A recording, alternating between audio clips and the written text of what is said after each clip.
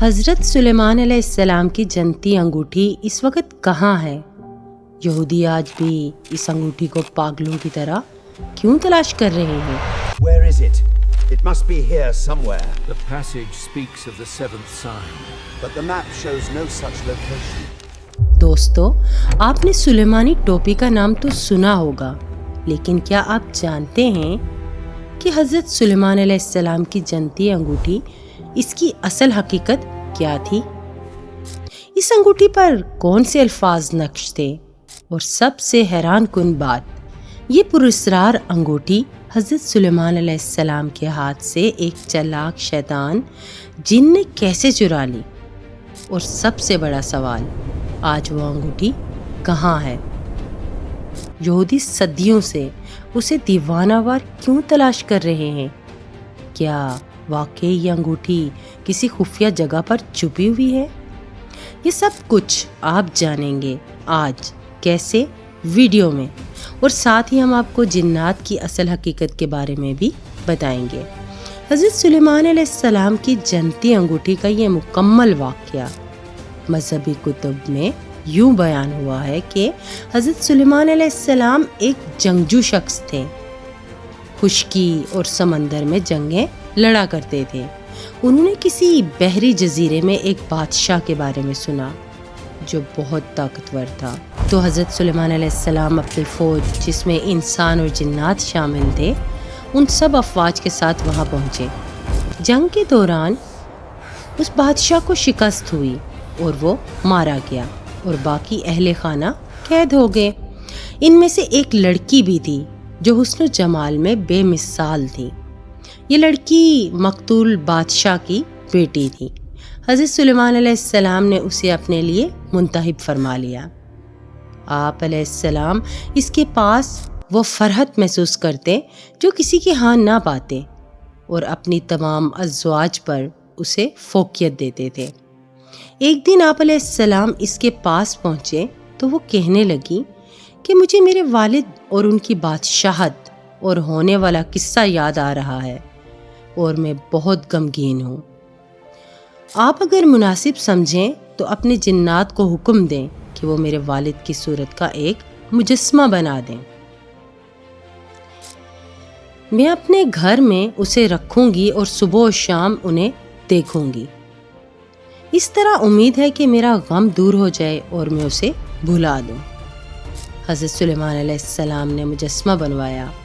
اس عورت نے اس مجسمے کو مزین کیا اور اسے کپڑے پہنائے اور بالکل اپنے والد کی ہیبت اور لباس کے مطابق کر لیا۔ جب حضرت سلیمان علیہ السلام اس کے گھر سے نکلے تو وہ ہر روز صبح و شام اپنی باندیوں کے ساتھ اس مجسمے کو سجدہ کرتی، اسے خوشبو لگاتی۔ حضرت سلیمان علیہ السلام کو اس بات کا علم نہ ہو سکا، حتیٰ کہ اسی طرح 40 دن گزر گئے اور بات محل سے نکل کر لوگوں تک پہنچ گئی۔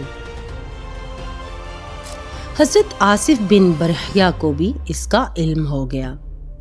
آصف بن برخیہ حضرت سلیمان علیہ السلام کے دوست تھے۔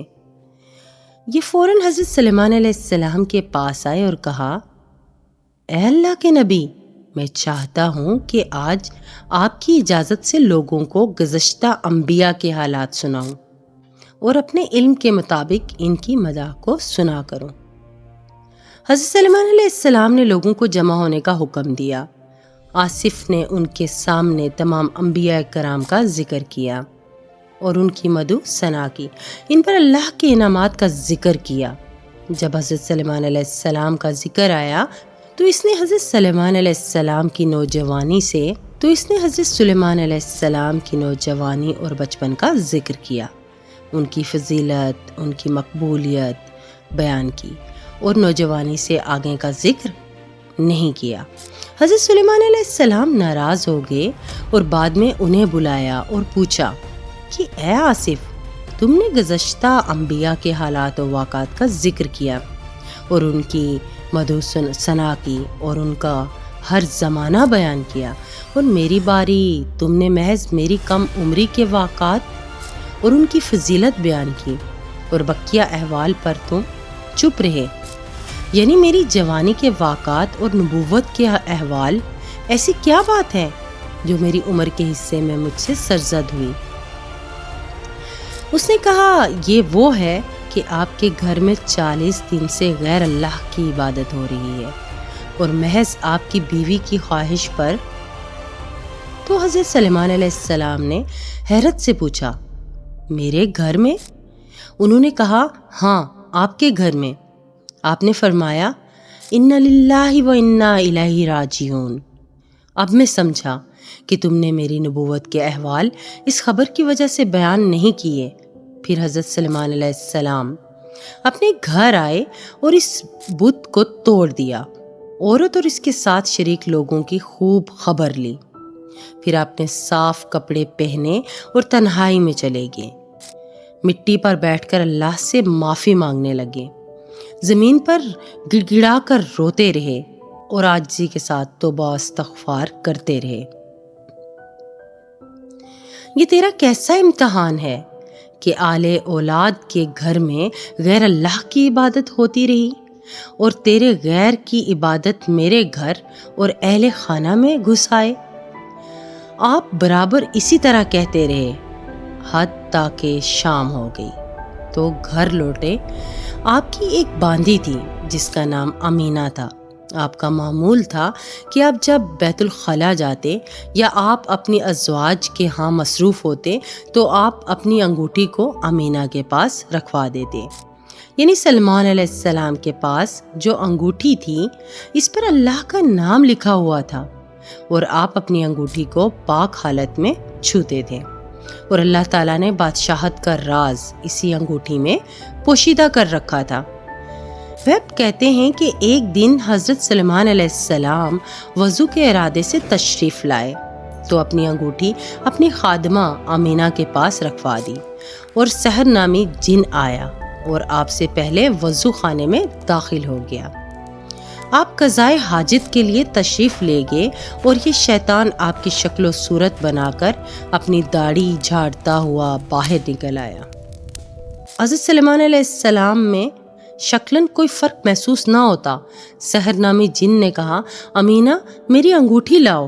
امینہ نے حضرت سلیمان علیہ السلام سمجھ کر ان کی انگوٹھی سحر نامی جن کو دے دی۔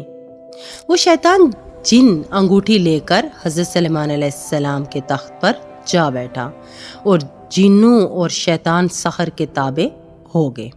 پھر جب حضرت سلیمان علیہ السلام اپنی حاجت سے فارغ ہو کر باہر نکلے اور آپ نے کہا امینہ میری انگوٹھی لاؤ، اس نے کہا آپ کون؟ آپ نے فرمایا میں سلمان بن داؤد ہوں۔ اس وقت آپ کی حالت بدلی ہوئی اور رونق غائب تھی۔ امینہ بولی تم جھوٹ بولتے ہو، سلمان اپنی انگوٹھی لے جا چکے اور اپنے تخت پر بیٹھے ہوئے ہیں۔ حضرت سلیمان سمجھ گئے کہ اپنی غلطی کی پکڑ میں آ گئے ہیں۔ حضرت سلیمان علیہ السلام اپنی جان کے خوف سے بغیر جوتے اور ٹوپی کے وہاں سے نکل پڑے، صرف کرتا اور تہمت پہنا ہوا تھا۔ آپ راستے پر بنے ایک گھر کے پاس گزرے۔ اس وقت بھوک پیاس اور گرمی نے آپ کا برا حال کر رکھا تھا۔ آپ نے اس گھر کا دروازہ کھٹکھٹایا۔ ایک عورت نکلی، اس نے پوچھا کیا ضرورت ہے؟ آپ علیہ السلام نے فرمایا ایک گھڑی مہمانی۔ آپ دیکھ رہی ہیں کہ گرمی کی شدت سے میرا کیا حال ہے، میرے پاؤں جل رہے ہیں، بھوک اور پیاس انتہا سے زیادہ۔ اس عورت نے کہا اس وقت میرا شوہر گھر نہیں اور میں کسی غیر محرم کو اپنے گھر میں نہیں بٹھا سکتی، باغ میں چلے جاؤ، اس میں پانی اور پھل موجود ہیں، پھل کھاؤ اور ٹھنڈک حاصل کرو۔ جب میرا شوہر آئے گا تو میں آپ کو مہمانی کی اجازت دوں گی، اگر اجازت دی تو ٹھیک ہے، نہیں دی تو تم اللہ کا دیا رزق تو کھا چکے ہوگے۔ حضرت سلیمان علیہ السلام باغ میں داخل ہوئے اور نہا کر آپ سو گئے۔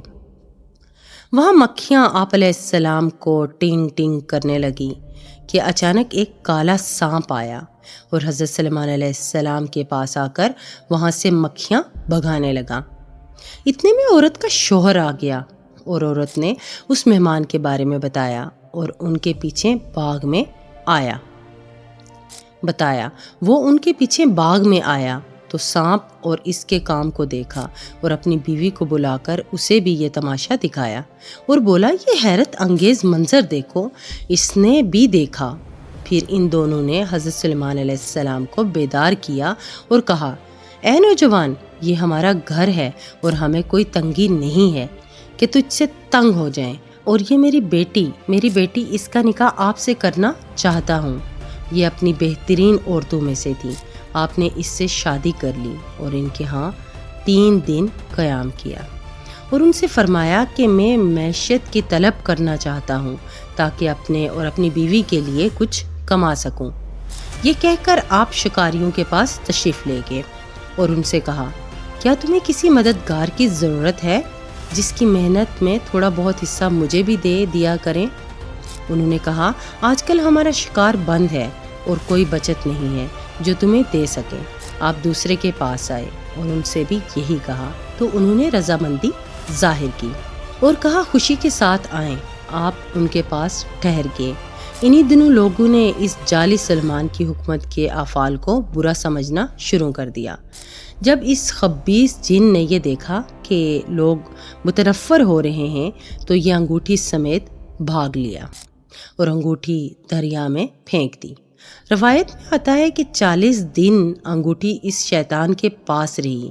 مروی ہے کہ وہ حضرت سلیمان علیہ السلام کی کرسی پر بیٹھا تو اس کے قریب سارے جن اس سے چمک گئے۔ وہ ہر چیز کا مالک بن بیٹھا مگر آپ کی عورتوں پر مسلط نہ ہو سکا۔ اور ان دنوں حضرت سلیمان علیہ السلام لوگوں سے مہمانی کا مطالبہ کر رہے تھے کہ میں سلیمان بن داؤد ہوں، مجھے کھانا کھلاؤ، تو لوگ انہیں واپس کر دیتے اور کہتے کہ حضرت سلیمان علیہ السلام پر جھوٹ بولتا ہے اور سلمان تو اپنی بادشاہت پر جمع ہے۔ حتیٰ کہ حضرت سلیمان علیہ السلام تھک گئے اور مصیبت شدید بڑھ گئی۔ اسی حالت میں 40 دن گزر گئے تو آصف نے کہا، اے بنی اسرائیل کی قوم، کہ تم داؤد کے بیٹے کے لیے سیدھے کام دیکھتے ہو جو کچھ میں دیکھ رہا ہوں۔ لوگوں نے کہا تو آصف اس شیطان کے پیچھے لگ گئے تو وہ وہاں سے بھاگ کھڑا ہوا اور انگوٹھی دریا میں پھینک دی۔ ایک بام مچھلی نے اسے نگل لیا اور انگوٹھی کی روشنی سے اس کا پیٹ روشن ہو گیا اور وہ پانی کے بہاؤ پر چل پڑی اور ان مچھیروں شکاریوں کے جال میں جا پھنسی جن کے ساتھ حضرت سلیمان علیہ السلام تھے۔ جب شام کو مچھلیوں کی تقسیم ہوئی تو یہ بام مچھلی بھی نکل آئی۔ جب آپ علیہ السلام کی اہلیہ نے اس کا پیٹ چاک کیا تو اس میں سے انگوٹھی نکل آئی اور اس کی روشنی سے گھر روشن ہو گیا۔ اس نے فوراً سلیمان علیہ السلام کو بلوایا اور انہیں انگوٹھی دکھائی۔ آپ نے وہ انگوٹھی پہن لی اور سجدہ میں گر گئے اور کہا، اے میرے خدا، تیرے اس قدیم امتحان پر تیری حمد و ستائش ہے اور آل داؤد سے اچھے برتاؤ پر حمد ہے۔ میرے خدا، تو نے آل داؤد کی ابتدا نعمتوں سے کی اور انہیں کتاب نبوت عطا کی۔ تیرا شکر ہے۔ اے خدا، تیری نعمتیں ظاہر ہو گئیں، چھپتی نہیں اور ان کا شمار نہیں، بس تیرا شکر ہے۔ اے میرے خدا، تو نے میری خطا کے باعث مجھے چھوڑا نہیں، تیرا شکر ہے، اور میری خطاؤں پر مجھے رسوا نہیں کیا، تیرا شکر ہے۔ میرے خدا، تو نے میری لغزش کے باعث مجھے نہیں چھوڑا، تیرا شکر ہے۔ اے خدا، اپنی نعمتیں مجھ پر تمام کر دے، جو کچھ ہوا اسے معاف فرما اور مجھے ایسی سلطنت عطا فرما کہ میرے بعد کسی کو ایسی نہ ملے۔ یہ واقعہ قرآن کریم کی ایک آیت میں سے مروی ہے کہ جب سلیمان علیہ السلام سے بادشاہی چھینی تھی تو اس نے ان کے گھر والوں کو وہاں سے اٹھا دیا تھا اور اسے مملکت کے وسط میں پہنچا دیا تھا، اور سلیمان علیہ السلام اس انگوٹھی کو ابھی تک پہن نہ سکے تھے کہ اللہ تعالیٰ نے ان کی بادشاہت لوٹا دی۔ ناظرین، یہاں یہ بھی جان لیجئے کہ سلیمان علیہ السلام پر اللہ کی ان بے شمار نعمتوں کی فروانی کا ایک سبب یہ بھی تھا کہ سلیمان علیہ السلام خدا کے شکر گزار بندوں میں سے تھے۔ اللہ نے سلیمان علیہ السلام کی شکر گزاری والی دعا کو قرآن مجید میں یوں بیان کیا ہے کہ اے میرے رب، مجھے توفیق دے کہ میں تیری ان نعمتوں کا شکر ادا کروں جو تو نے مجھے عطا کی اور میرے والدین کو عطا کی، اور اس بات کی توفیق دے کہ میں ایسے اچھے عمل کروں جو تیری رضا کا باعث ہوں، اور مجھے اپنی رحمت کے ساتھ اپنے نیکوکار بندوں میں داخل کر دے۔ حضرت سلمان علیہ السلام کو ایک عظیم سلطنت، شان و شوکت، نبوت اور برکتوں سے نوازا گیا تھا۔ اللہ نے انہیں بے شمار نعمتیں عطا کی تھیں اور یہ اجازت بھی دی کہ وہ اپنی دولت کو جیسے چاہیں خرچ کریں، ان سے اس کا حساب نہیں لیا جائے گا، لیکن اس کے باوجود وہ ہمیشہ عبادت گزار اور شکر گزار رہے۔ اسی لیے اللہ نے انہیں بہترین بندہ لقب عطا فرمایا۔ لیکن پیارے دوستو، یہودی حضرت سلمان علیہ السلام کو ایک نبی سے زیادہ ایک جادوئی بادشاہ کے طور پر پیش کرتے ہیں اور ان کی سلمانی انگوٹھی کو جادوئی طاقتوں کا منبع سمجھتے ہیں۔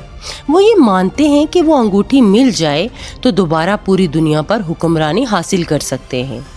یہی وجہ ہے کہ آج بھی اسرائیل اور بعض دوسرے یہودی گروہ سلمانی انگوٹھی اور حضرت سلمان علیہ السلام کے کھوئے خزانے کی تلاش میں مصروف ہیں۔ یہودی صرف یہ نہیں مانتے کہ سلمانی انگوٹھی حضرت سلمان علیہ السلام کے اختیار کا راز تھی، بلکہ وہ یہ بھی یقین رکھتے ہیں کہ اگر وہ یہ انگوٹھی دوبارہ حاصل کر لیں تو وہ کھوئی ہوئی طاقت واپس پا سکتے ہیں۔ یہ قضا ان کے لیے محض ایک نظریہ نہیں بلکہ ایک مشن بن چکا ہے۔ وہ سمجھتے ہیں کہ اس انگوٹھی کے ذریعے وہ جنات کو قابو میں لا سکتے ہیں، ہواؤں پر اختیار حاصل کر سکتے ہیں، خزانے کھول سکتے ہیں اور دنیا پر حکمرانی کا حق واپس لے سکتے ہیں۔ یہی وجہ ہے کہ یہودی آج بھی حضرت سلمان علیہ السلام کے کھوئے ہوئے خزانے اور خاص طور پر سلمانی انگوٹھی کی تلاش میں لگے ہوئے ہیں۔ یہودیوں کے عقیدے میں ہیکل سلمانی کو خاص مقام حاصل ہے۔ ان کا ماننا ہے کہ یہی وہ جگہ تھی جہاں حضرت سلمان علیہ السلام نے اپنا تخت بسایا اور جہاں ان کی حکمرانی کا مرکز تھا۔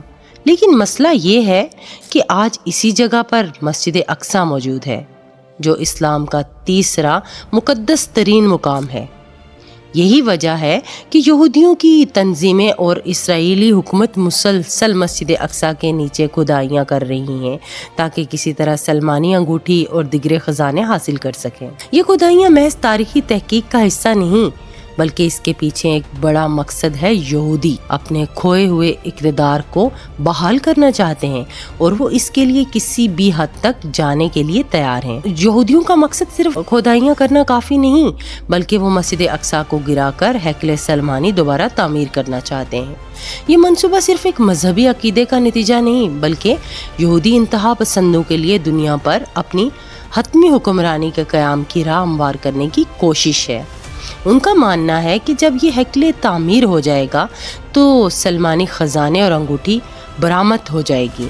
جب یہ انگوٹھی ہاتھ لگے گی تو ان کی کھوئی ہوئی سلطنت واپس آ جائے گی، اور جب سلطنت واپس آئے گی تو پوری دنیا پر یہودیوں کی حکمرانی قائم ہو جائے گی۔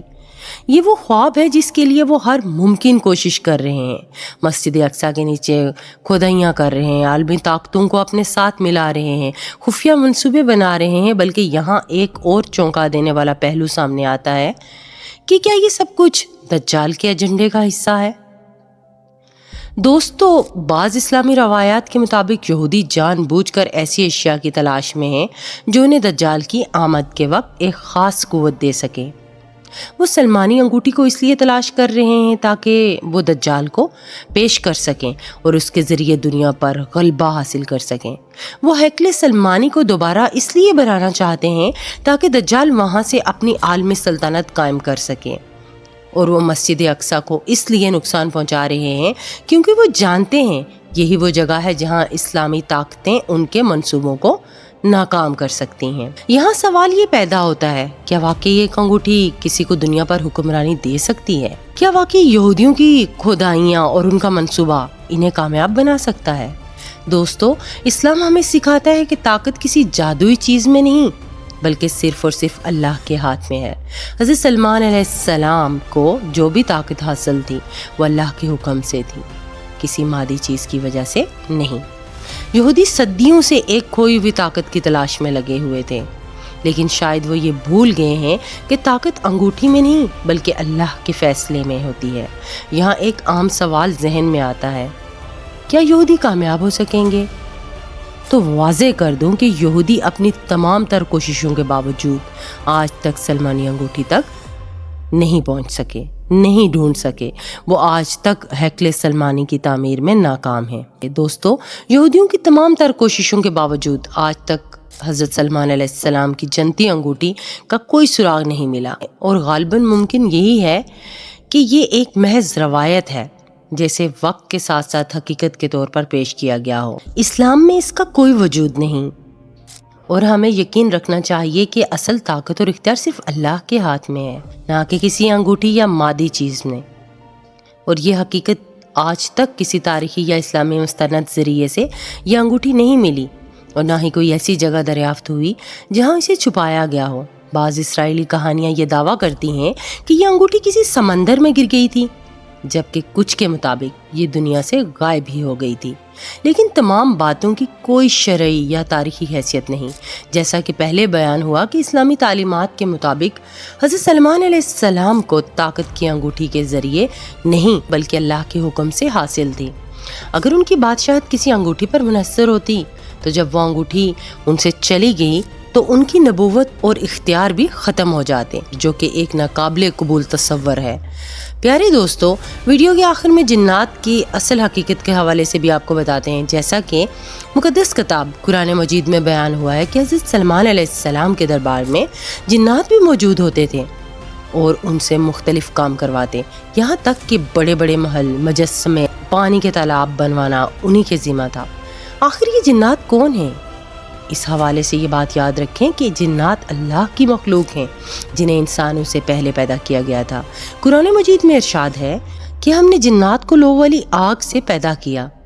قرآن و حدیث سے معلوم ہوتا ہے کہ جس طرح انسانوں کو ان کے اعمال کا بدلہ دیا جائے گا، اسی طرح جنات کو بھی قیامت کے دن اپنے اعمال کا حساب دینا ہوگا۔ اللہ تعالیٰ نے قرآن مجید میں واضح طور پہ فرمایا کہ جنات کو بھی انسانوں کی طرح عبادت کے لیے پیدا کیا گیا اور ان پر بھی شریعت کے احکامات لاگو ہوتے ہیں۔ اس کا مطلب ہے کہ اگر وہ نیک اعمال کریں گے تو انہیں اس کا اجر ملے گا، اگر وہ برے کام کریں گے تو انہیں سزا دی جائے گی۔ قیامت کے دن جنات کو بھی اسی طرح ان کے اعمال کے مطابق جنت یا جہنم میں بھیج دیا جائے گا، جیسے انسانوں کے ساتھ ہوتا ہے۔ بعض روایات میں ذکر ملتا ہے کہ نیک جنات جنت میں داخل ہوں گے اور نافرمان جنات جہنم میں ڈال دیے جائیں گے۔ جنات کے لیے بھی اللہ تعالیٰ نے ہدایت کے ذریعے رکھے ہیں، جیسے کہ بعض جنات نے قرآن سن کر اس پر ایمان لے آنے کا ذکر کیا۔ اس سے یہ بات ثابت ہوتی ہے کہ وہ بھی نیکی اور بدی کے فرق کو سمجھتے ہیں اور ان کے لیے بھی حساب و کتاب کا ایک نظام موجود ہے۔ احادیث میں یہ بھی ہے کہ جنات پر بھی شرعی احکامات لاگو ہیں جو انسانوں پر ہیں۔ نبی کریم صلی اللہ علیہ وسلم کی دعوت کو بعض جنات نے قبول کیا، صحابہ اکرام سے بھی ان کا تعلق ثابت ہے۔ اگر جنات شہریت کے احکامات کے پابند ہیں تو لازمی طور پر ان کے لیے بھی قیامت کے دن جزا و سزا کا نظام موجود ہے۔ یہی وجہ ہے کہ وہ جہنم کا عذاب بھگتیں گے، جبکہ نیک اور صالح جنات جنت میں داخل کیے جائیں گے۔ جنات عام طور پر ہمیں نظر نہیں آتے مگر انسانوں کی طرح شعور رکھتے ہیں۔ یہ بھی دو قسم کے ہوتے ہیں، کچھ نیک کچھ شریر۔ شیطان بھی دراصل ایک جن تھا۔ جب حضرت آدم علیہ السلام کو سجدہ نہ کرنے کا بولا، ایک سوال ہمیشہ لوگوں کے ذہن میں آتا ہے کہ جنات انسانوں کو نقصان پہنچا سکتے ہیں، کیا وہ ہماری زندگی میں مداخلت کر سکتے ہیں؟ تو یہ بات یاد رکھیں کہ اللہ کے حکم کے بغیر کوئی بھی جن یا انسان، شیطان قابو نہیں پا سکتا، لیکن جادو، وسوسے اور برے خوابوں کے ذریعے یہ انسانوں کو پریشان ضرور کر سکتے ہیں۔ یہی وجہ تھی کہ بنی اسرائیل کے جادوگر حضرت سلمان علیہ السلام کی طاقت کو جادو سمجھتے تھے، اور آج بھی کچھ لوگ سلمانی انگوٹھی کو تلاش کر رہے ہیں، یہ مانتے ہوئے کہ ان میں جادوئی طاقتیں ہیں، لیکن حقیقت یہ ہے کہ حضرت سلمان علیہ السلام کی طاقت ان کی انگوٹھی میں نہیں بلکہ اللہ کے حکم میں تھی۔ یہی وہ غلط فہمی ہے جس کی وجہ سے آج خفیہ تنظیمیں اور اسرائیلی گروہ سلمان علیہ السلام کے کھوئے ہوئے خزانے اور اس انگوٹھی کی تلاش میں سرگرداں ہیں تاکہ وہ دوبارہ دنیا پر حکومت کر سکیں۔ یہ حقیقت ہے کہ انسان اور جنات انسان کو گمراہ کرنے کی کوشش کرتے ہیں، رسول اللہ صلی اللہ علیہ وسلم نے فرمایا کہ شیطان انسان کی رگوں میں خون کی طرح دوڑتا ہے، اس لیے جب تم غصہ محسوس کرو تو اللہ کا ذکر کرو اور جنات کے شر سے بچنے کے لیے ہمیشہ آیت کی تلاوت کرو۔ سورہ فلق، سورہ ناس، بسم اللہ پڑھ کر دروازے بند کرنا، نبی کریم صلی اللہ علیہ وسلم کی سکھائی ہوئی دعائیں پڑھنا۔ دوستو، جیسا کہ پہلے بیان ہوا کہ حضرت سلمان علیہ السلام کو اللہ نے مثالی حکمرانی عطا کی، پوری دنیا پر ان کا اختیار تھا، ہوائیں، پرندے، جانور، حتیٰ کہ جنات بھی ان کے تابع تھے، مگر ان کی اصل طاقت کسی جادو یا انگوٹھی میں نہیں تھی، بلکہ ان کی کامیابی کی اصل وجہ ان کا اللہ پر مضبوط ایمان، توحید، یقین اور ان کے احکامات کی مکمل پیروی تھی۔ آج بھی لوگ جادو، عملیات اور شیطانی طاقتوں کے پیچھے بھاگ رہے ہیں، مگر حقیقت یہی ہے کہ ان چیزوں میں کامیابی نہیں بلکہ اللہ کے قریب ہونے میں ہے۔ شیطان ہمیں انہی گمراہی کن چیزوں اور اس راستے پہ چاہتا ہے تاکہ ہم اللہ کی راہ سے بھٹک جائیں۔ پیارے دوستو، آئیں ہم سب مل کر دعا کریں کہ اللہ پاک ہمیں ہر طرح کی شر، فتنے اور شیطانی وسوسوں سے محفوظ فرمائے، ہمیں اپنے دین پر ثابت قدم رکھے اور ہمیں ہر اس چیز سے بچائے جو ہمیں اللہ سے دور کر رہی ہے۔ ہمیں دنیا کے دھوکے دینے والی چیزوں کے پیچھے بھاگنے کے بجائے اپنے ذکر اور آخرت کی تیاری میں لگا دے۔ ہمیں حضرت سلمان علیہ السلام جیسا پختہ ایمان والا بنا دے تاکہ ہم دنیا کی بھول بھلائیوں میں نہ بہکیں بلکہ ہمیشہ تیری رضا، ہمیشہ اللہ کی رضا کے طالب رہیں۔ اے اللہ، ہمیں وہ روشنی عطا کر جس سے ہر اندھیرے دور ہو جائیں، اور ہمیں وہ ہدایت دے جس سے ہم کبھی گمراہ نہ ہوں، اور ہمیں وہ عافیت دے، ہمیں وہ عافیت نصیب فرما جس میں دنیا اور آخرت کی بھلائیاں ہوں۔ آمین ثم آمین۔